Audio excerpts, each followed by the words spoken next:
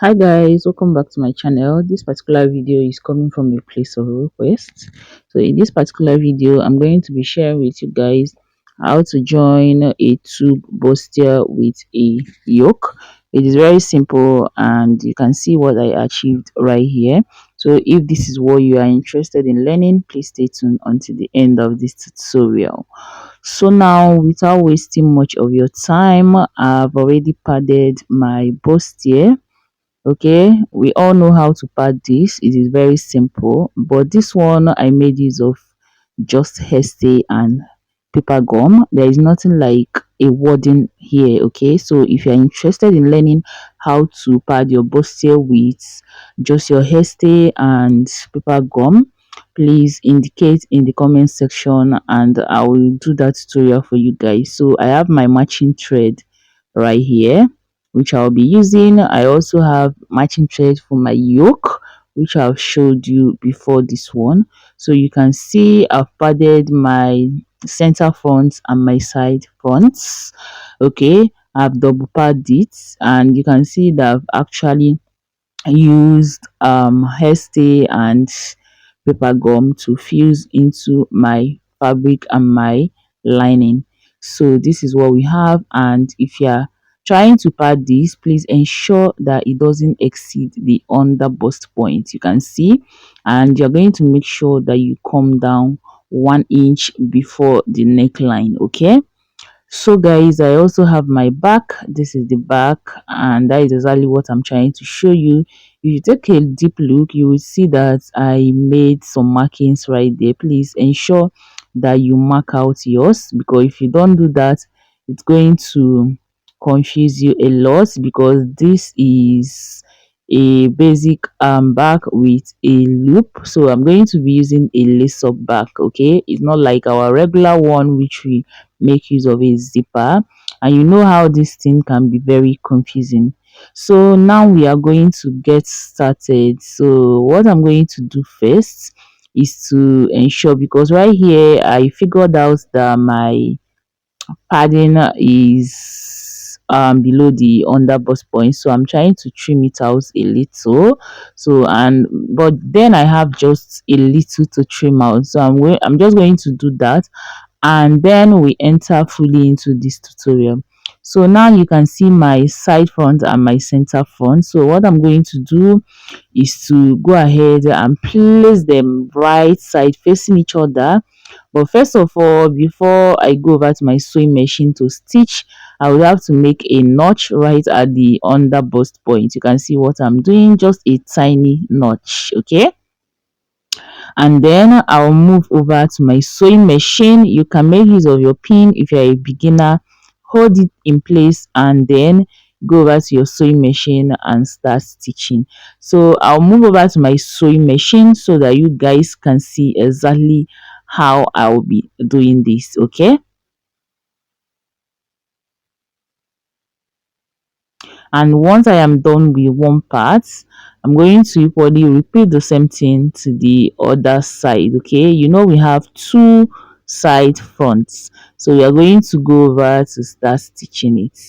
Okay, so I'll move over to my sewing machine right now, and then we will start stitching. So you guys, please pardon me because I wasn't able to place my camera correctly. So when I was stitching the actual piece, you might not see exactly what I am doing, but I'm going to repeat this same thing with the lining, and that place I was able to place my camera properly well. Okay, so what you have to do is to start from the down parts. I usually start from the down part and sew to the upper part of this bustier. Okay, so you can see the way I'm rotating my hands.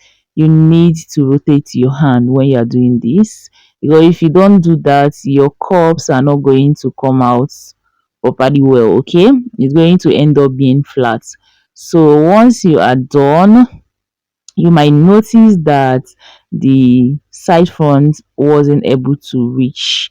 or up to the center front. Just leave it, and once you are done, you are going to trim it out. Okay, so I am done with one part. Right now I'm repeating that same thing with the other parts. Okay, basically the same thing I did. When you get to the underboard, you have to like raise your footer up, and then rotate your hand and keep your footer again, and you continue stitching. That is just how to fix your proper bustier. Okay, so then once I was done with this, I'm going to go ahead and repeat the same thing to the lining piece. Now the actual piece, I'm going to just place my notches and then leave it that way, but to the lining piece we are going to have to top stitch. Okay, so we also have people top stitching the actual piece, but I believe that is an old way of sewing your bustier. But then if you want to make use of that, you go ahead, but for me I don't usually do that. Okay, so I'm going to repeat the same thing to the lining piece. So now you can see exactly what I'm doing. You can see I got to the under bust, and then what you're going to do is to raise your footer, and then you twist your hand and you continue rotating your hand. Just follow the shape of your bustier. Okay, and you're going to get exactly what you want. You can see this might be very difficult for beginners, but try as much as you can to get this. Okay, it will help you a lot. Try as much as you can to rotate your hands. You can see I'm trying to place my notches. Okay, so once I am done placing my notches, what I'm going to do is to stop stitch towards the side front. Okay, I didn't say the center front, stop stitch towards the side fronts.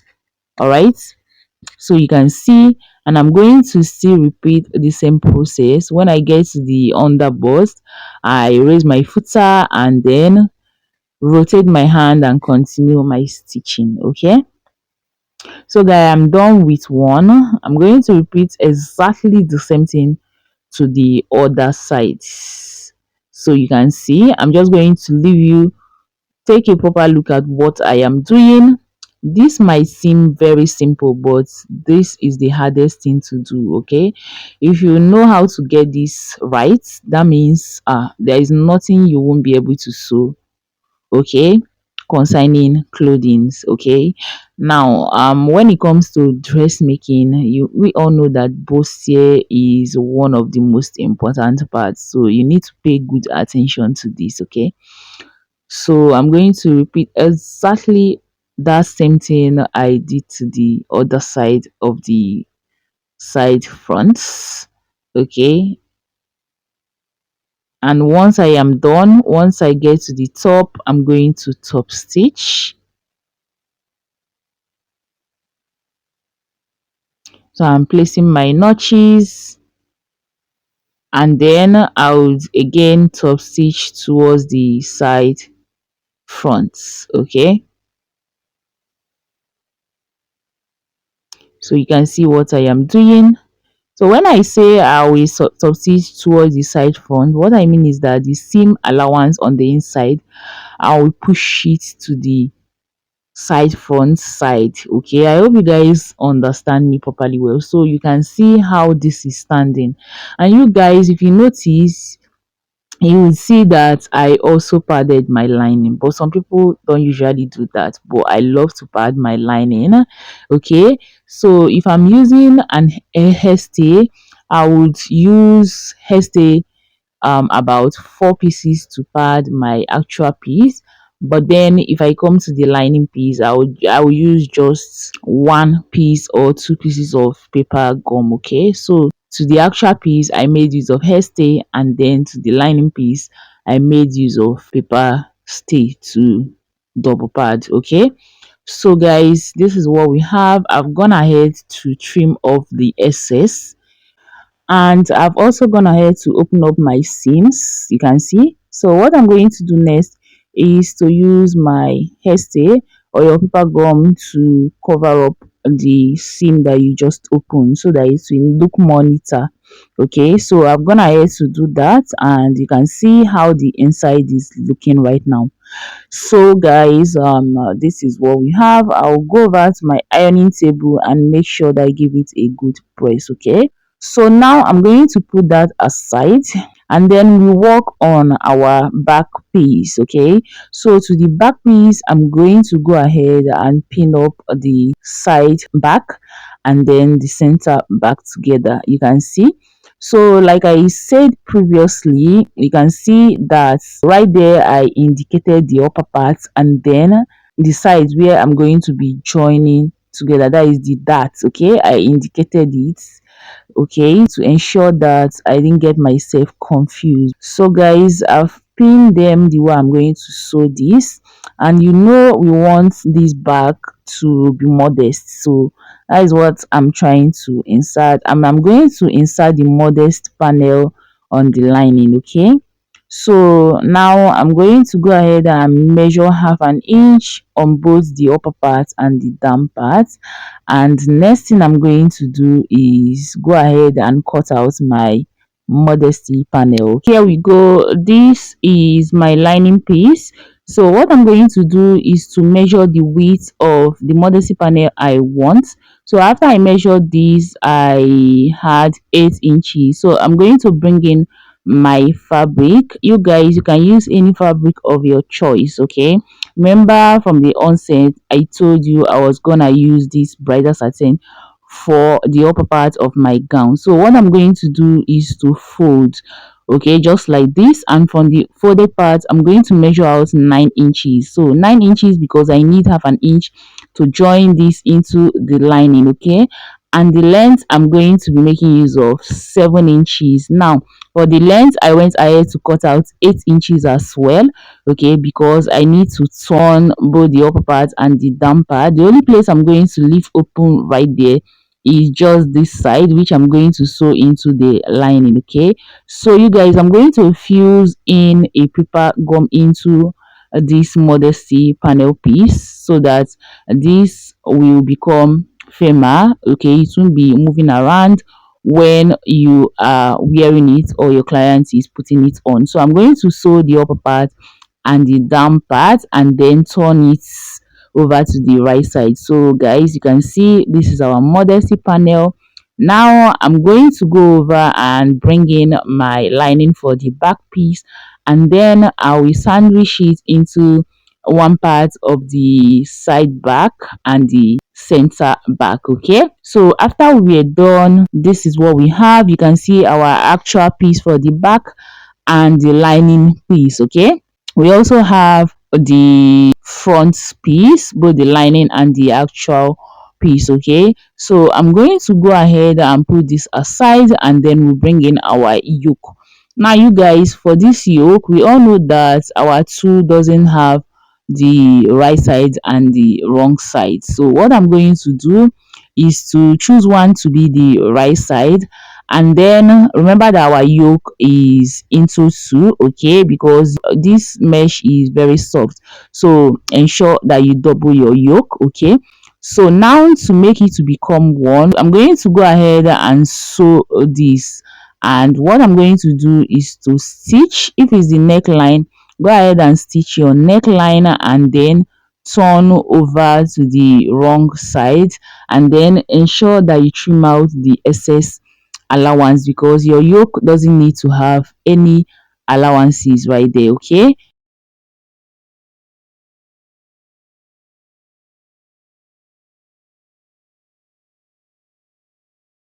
so I've gone ahead to do this, and you guys, you can see what we have.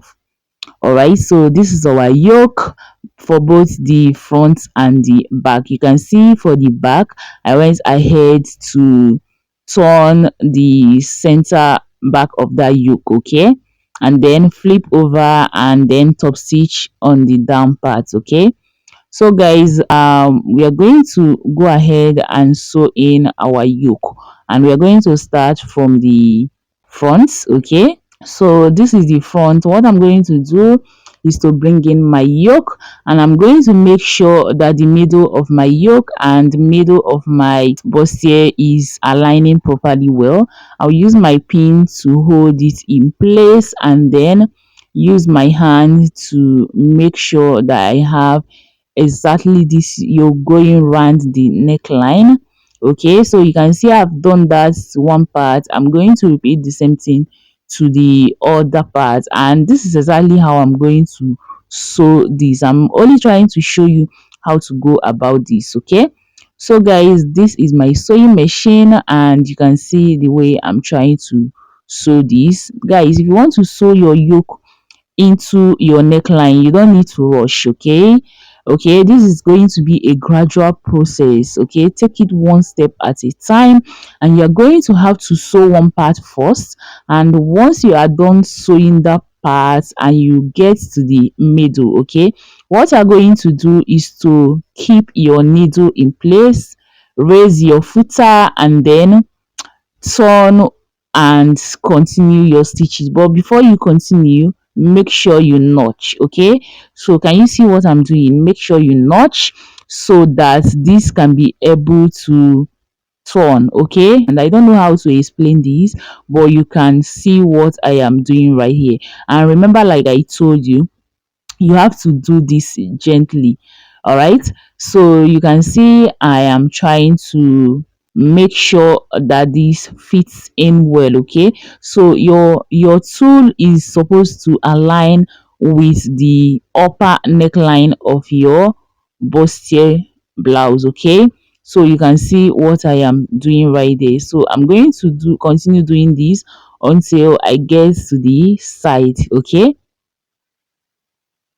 so once you get to the side and you have any excess, to go ahead and trim it out. Okay, so next thing I'm going to do right now guys, this is where the work comes in. You can see that the tool is kind of folding. You might notice this on yours.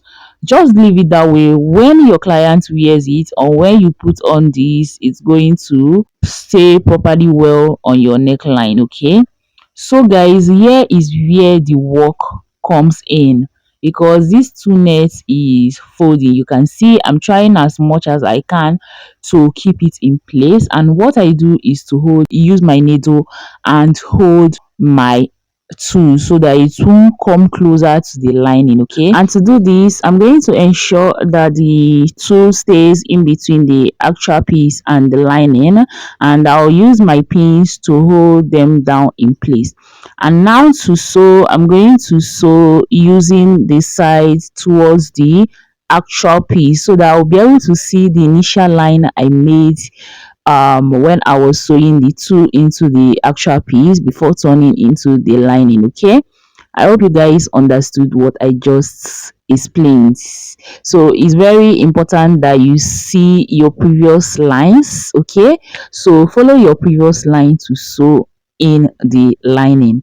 I hope you guys understand, and once you are done with all of that, go ahead and notch. Okay, it's either you are notching or you trim off the allowances. Okay, now we are done. This is our tool. You can see how this stays in place without the lining coming out. Okay, now what you're going to do next is to go use about quarter of an inch and then join the sides. Okay, now I'm going to go over to the back. First of all, you're going to have to insert your loops. Okay, now I'm going to use this same fabric to form my loops, and I'm going to make sure that they align properly well. You can see, and on the actual piece I've gone ahead to sew in my yoke. What I'm going to do next is to bring in my lining piece, and I'm going to ensure that the yoke stays in between the